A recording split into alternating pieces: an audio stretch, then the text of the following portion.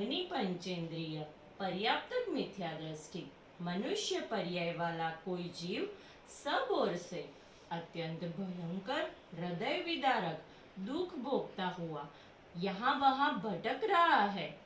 जैसे कोई छोटा बालक नया नया चलना सीखता है और फिर जमीन पर गिर जाता है तो वो फिर रोने लगता है।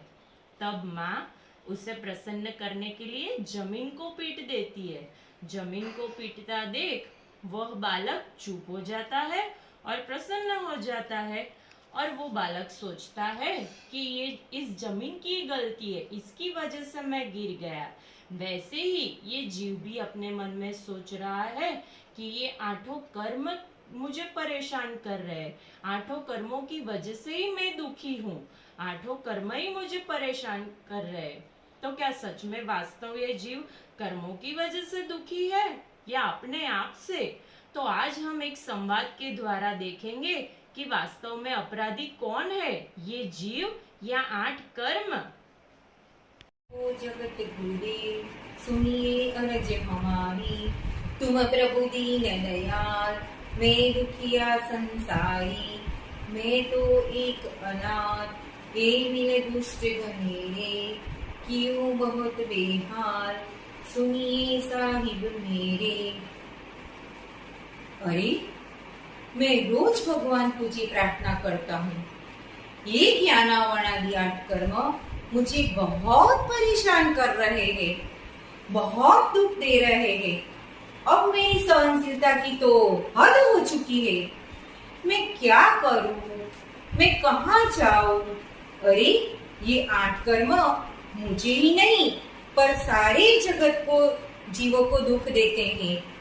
मैं अकेला जीव और कर्म आठ, इतना ही नहीं उसकी उत्तर प्रकृतियां भी 148 है और जिनवाणी में भी बताया है कि उसके असंख्यात लोक प्रमाण भेद है। अरे भगवान, मैं अकेला जीव और इतने सारे कर्म। ऐसा करता हूँ कि मैं कर्म को ही बुलाकर पूछ लेता हूँ। सबसे पहले हे ज्ञानावनादि कर्म, तेरे उदय के कारण मेरा ज्ञान कम है, इसलिए मैं जगत के सब जीवों को नहीं जान सकता हूँ, इसलिए मैं दुखी हूँ। मेरे में तो ज्ञान है नहीं तो मैं तुझे कैसे दुखी कर सकता हूँ? और हम तो बड़े ईमानदार हैं, बिन बुलाए किसी के यहाँ नहीं जाते। आपने किसके द्वारा मुझे आमंत्रण दिया था, ये तो बताओ।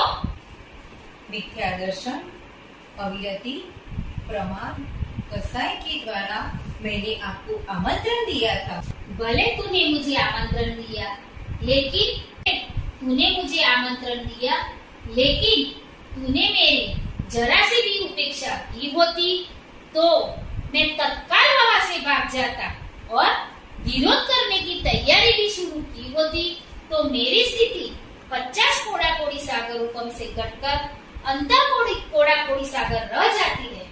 और नहीं, विरोध करने की तैयारी शुरू करने पर 41 प्रकृतियों का तो तत्काल सफाया हो जाता है। अगर मैंने ज्ञान का खजाना लूटा है तो देखो है मेरे पास ज्ञान, देखो लो तलाशी है, ज्ञान है मेरे पास। और उल्टा चोर कोतवाल को डंडे, आप ज्ञान विषय कसाई ने गमाई और दोष मुझ पे डालते हो, ऐसा अपराध कैसे कर सकते हो आप? ज्ञानावाणी कर्म का तो कोई दोष नहीं है, लेकिन दर्शनावाणी के कारण मुझे दर्शन नहीं होता है तो मैं ऐसा करता हूँ कि मैं दर्शनावाणी कर्म को बुलाकर ही पूछ लेता हूँ कि मैं दुखी क्यों हूँ। अरे जी, मेरा जब क्षय होता है तब तुझे दर्शनोपयोग होता है और मेरी वंश परंपरा भी नहीं चलती है तो मैं तुझे कैसे दुखी कर सकता हूँ? दोष तू करे और अपराध मुझ पे डालता है। हाँ, लेकिन बड़े ही निर्दय है। वे किसी की भी नहीं सुनते। वो अपनी मर्जी से ही दुख देते हैं। वेदनीय कर्म के वेदन के निमित्त से तो मुझे चौक्कस दुख होता है।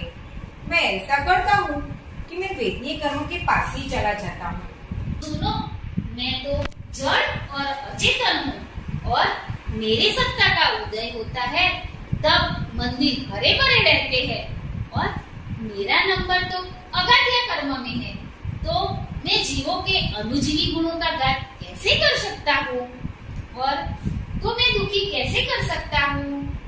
और 13वें गुणस्थान में भगवान को साता वेदनीय का बंध है और 14वें में साता और असाता कर्म का उदय है।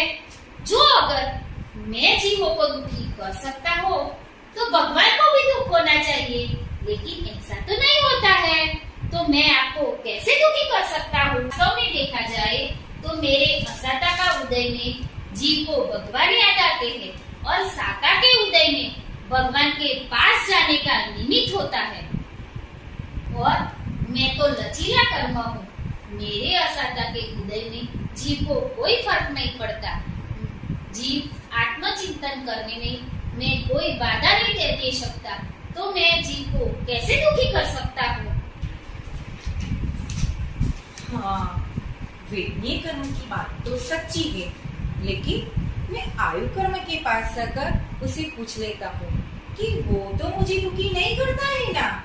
मेरे आगे वाले साथी की बात से मैं सहमत हूँ और मुझे तो सिंपल आमंत्रण नहीं चलता है, स्पेशल आमंत्रण पे ही मैं आता हूँ और बार बार नहीं आता, एक ही बार आता हूँ। इतना ही नहीं, 13वें गुणस्थान में भगवान को भी मेरा उदय होता है। अगर मैं जीव को दुखी कर सकता हूँ तो भगवान को भी दुख होना चाहिए, लेकिन ऐसा तो नहीं होता। इतना ही नहीं, मेरे उदय से तेरा शरीर के साथ एक क्षेत्र का संबंध बना रहता है और मेरा मोह राग द्वेष शरीर की स्वच्छता से कोई लेना देना नहीं है, तो बड़ी मेरी वंश परंपरा भी नहीं चलती है, तो मैं तुझे कैसे दुखी कर सकता हूँ। आयु कर्म का तो इसमें कुछ रोल है ही नहीं, लेकिन जरूर नाम कर्म की तानु प्रकृतियां है तो वो मुझे जरूर हैरान करती है। तो एक बार मैं उससे ही पूछ लेता हूँ कि नाम कर्म तू ही मुझे परेशान तो नहीं कर जाएगा।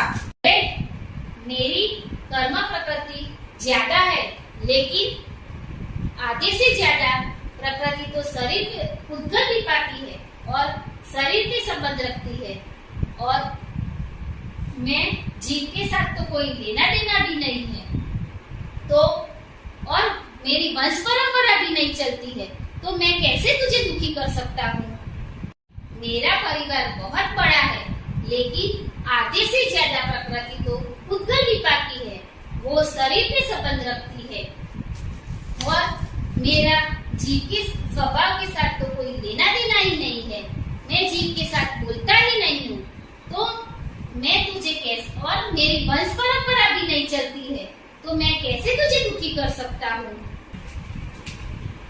इन सब कर्म की बात तो जाने ही दो, लेकिन ये गोत्र कर्म ही मुझे परेशान करता होगा, तो मैं गोत्र कर्म को ही पूछ लेता हूँ कि तू मुझे परेशान तो नहीं करता है ना।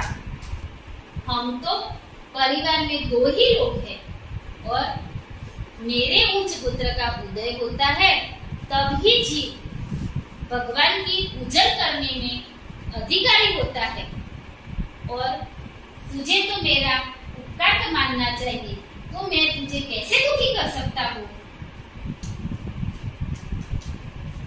हाँ, गोत्र कर्म का तो कोई दोष नहीं है। मैं ऐसा करता हूँ कि मैं अंतराय कर्म को ही पूछ लेता हूँ। मैं मुझे विघ्न पहुँचाने में, बाधा पहुँचाने में गिनते हैं और मेरा नंबर अंतिम रखा है। घाती कर्म में मेरा नंबर आता है, लेकिन देश कार्तिक प्रकृति में मेरा बहुत जोर नहीं चलता है। इतना ही नहीं, नाम, आयु गोत्र, ये सब कर्म के सहाय से ही मैं चलता हूँ और मैं तो लचीला कर्म हूँ, तो मैं आपको कैसे दुखी कर सकता हूँ? तो अब ऐसा करता हूँ कि कर्मों की जो राजा है, मोहनीय कर्म, उसे ही पूछ लेता हूँ। वो तो कर्म के राजा है, इसलिए वो मुझे जरूर दुखी करते हैं। इसलिए मैं उसे जाकर ही पूछ लेता हूँ कि आप तो मुझे दुखी नहीं करते हो ना? जी राजा, मैं तो अचेतन हूँ और ईमानदार भी हूँ, बिन बुलाए कहीं आता भी नहीं हूँ और आज तक मैंने जीव के ज्ञानानंद स्वभावी आत्मा पर कभी कुछ प्रभाव नहीं डाला है, तो मैं कैसे दुखी कर सकता हूँ? और जो रमत में सबसे पहले भाग जाए वो खिलाड़ी तो सबसे कमजोर होता है। कैसे? जब जीव तत्व विचार करके तत्व निर्णय करता है तो सबसे पहले मेरा ही तो नाश होता है, तो मैं ही कमजोर हुआ ना। लेकिन आप तो कर्म के राजा हो और आपके अभाव के बिना धर्म की शुरुआत तो होती ही नहीं है, इसलिए आप ही तो दुख का कारण हुए ना। राजा, कहने का तात्पर्य इतना है कि मेरे उदय के निमित्त पाकर जीव का विकारी भावों का निमित्त से मेरा और अन्य कर्मों का बंध होता है और मेरा बंध तो सिद्धे कोड़ा कोड़ी सागरों तक रहता है, उसमें मेरा क्या दोष है? मेरे में तो ज्ञान है नहीं, मैं अपने को भी नहीं जानता और दूसरे को भी नहीं जानता, तो मैं तुझे दुखी कैसे कर सकता हूँ? हाँ। अरे इतना ही नहीं, जब मेरा मंद उदय होता है तब जीव अनादिकालीन से निगुण से निकलकर व्यवहार राशि में आता है और आज सैनी पंचेंद्रिय भी मेरे कारण से होता है। इतना ही नहीं, वो आत्मा कल्याण करने में मेरे कर्म का मंद उदय ही निमित्त है। उल्टा तुझे तो मेरा आभार व्यक्त करना चाहिए, उल्टा दोष तू मुझ पर डाल रहा है। हाँ, कर्म पर आरोप लगाना अपराध है। जिनेंद्र भगवान की आज्ञा मानने वाले को ऐसी अनिति संभव है नहीं। कर्म विचारे कौन, भूल मेरी अधिकाई, अग्नि सहे घनघाट, लोभ की संगति पाई। दोस्तों, मेरा ही है। मैं निरपेक्ष, शाश्वत, अनंत वैभवशाली एक भगवान आत्मा हूँ। ऐसा जब मैं स्वीकार करता हूँ और ऐसा मेरे दैवी स्वभाव का जब मैं चिंतन करता हूँ तो कर्म तो थर थर कांपने लगते हैं और जब आत्मा का अनुभव करता हूँ तो कर्म की संतति तो आपो आप नष्ट हो जाती है और मैं परम सुखी हो जाता हूँ। जब बालक छोटा होता है और चलते चलते गिर जाता है तो माँ उसे संभालती है, लेकिन जब बड़ा होकर चलते चलते वो गिर जाता है तो माँ उसे डांटकर कहती है कि तुझे दिखता नहीं है, तेरा ही दोष है। वैसे ही मनुष्य पर्याय में 8 साल तक दुख का कारण कदाचित कर्म हो सकते हैं तो वो क्षम्य है, लेकिन 8 साल के बाद जीव को सम्यक दर्शन प्रकट करने की लायकात हो जाती है। तो जीव यानी कि मैं अनंत पुरुषार्थ करके सम्यक दर्शन प्रकट करके सम्यक ज्ञान और सम्यक चारित्र प्रकट करके कर्मों का सफाया कर सकता हूँ। अगर सम्यक दर्शन प्राप्त करने का पुरुषार्थ नहीं करता तो दोष मेरा ही है और दोष में कर्म पे लगा रहा हूँ। पुरुषार्थ में कमजोरी मेरी ही है। तत्व निर्णय करने में पुरुषार्थ नहीं करता हूँ और दुख देने में अपराधी कर्म को गिनता हूँ, तो वास्तव में तो अपराधी मैं ही हूँ। जय जिनेंद्र।